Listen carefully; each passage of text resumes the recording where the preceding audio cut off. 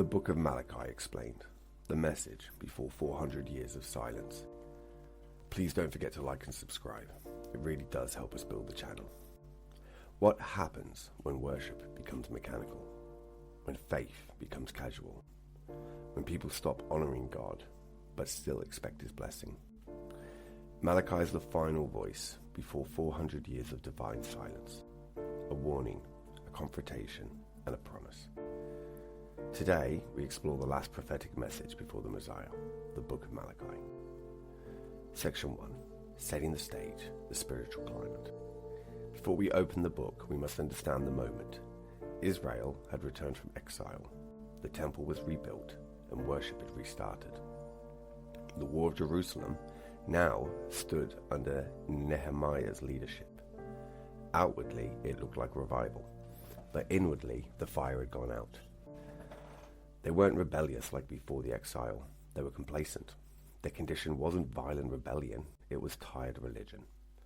God sends a prophet, Malachi, whose name means my messenger. His message unfolds as a series of disputes, almost like a courtroom dialogue between God and His people. Chapter 1. God declares His love and He exposes empty worship. The book opens not with judgment, but with an emotional, powerful statement. Malachi 1:2. I have loved you, says the Lord. But the people, cold, ungrateful, spiritually distant, respond, how have you loved us? Their question reveals their heart, not trusting, not grateful, not remembering.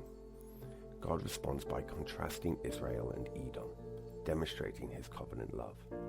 But then attention turns to worship. The priests, those responsible for spiritual leadership, had allowed standards to collapse. Malachi 1:7-8. You offer polluted bread. You bring blind, lame, and sick animals. These were offerings not even fit for earthly rulers, let alone God. God's frustration reaches a heartbreaking moment. Malachi 1:10. That one of you would shut the temple doors. God is essentially saying, stop pretending. I'd rather have no worship than fake worship. Chapter 2. Corrupt priests, broken covenants, and faithlessness.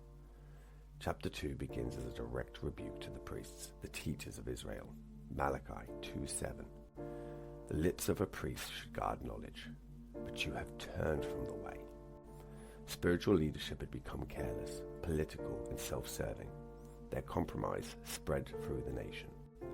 Then Malachi confronts the people about marriage. Malachi 2:14. The Lord is witness between you and the wife of your youth. They were discarding covenant relationships, breaking vows as casually as throwing away a garment. God calls marriage a covenant, not a contract. And then comes one of the most sobering verses in the book, in Malachi 2:17.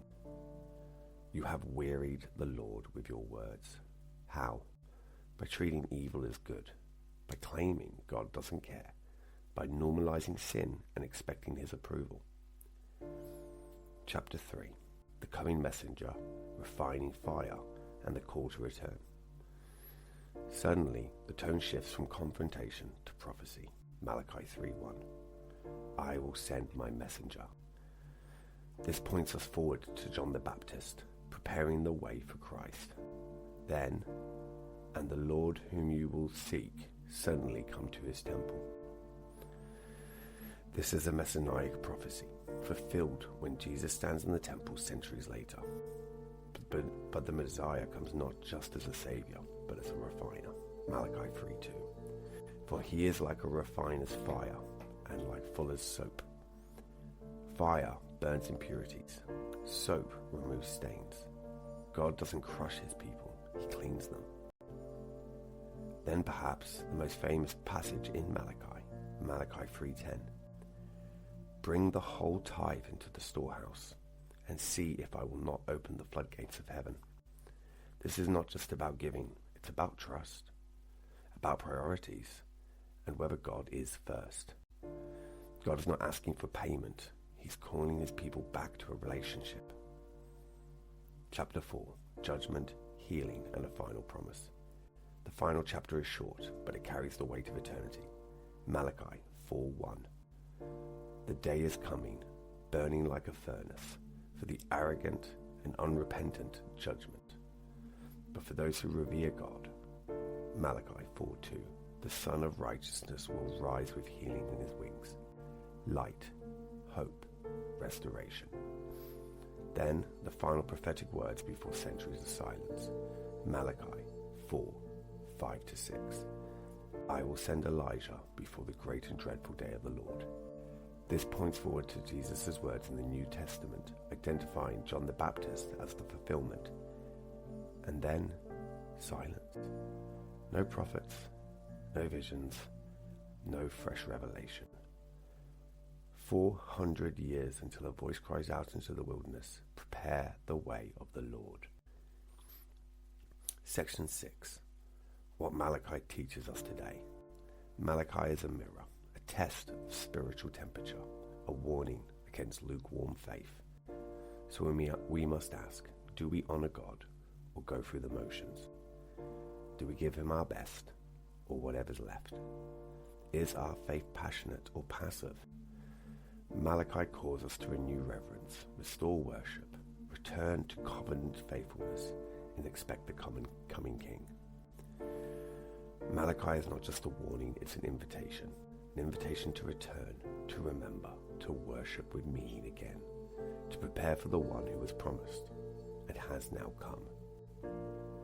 This video has helped you see the scripture more clearly. Like the video, subscribe, and turn on your notifications so that you never miss another Bible study. Drop a comment below what stood out most for you in the Book of Malachi. Thanks for watching, and I'll see you in the next book of scripture. God bless.